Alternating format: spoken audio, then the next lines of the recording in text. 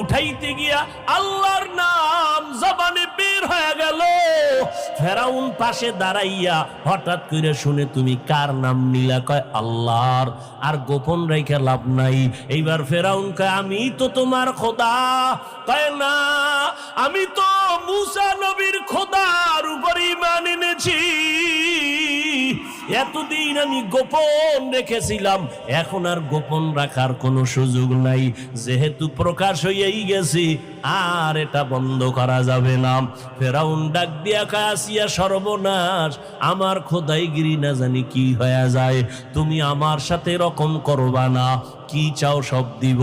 বলে, তুমি যাই দাও, আমার মাওলার মোহাব্বত আমি আলাদা ফেরত দিতে পারবো না। আমি মাওলার আশেক হয়ে গেলাম, আমি মাওলার মোহাব্বত অন্তরে জমায়ে ফেলেছি। আমি আমার মাওলার নাম না নিলে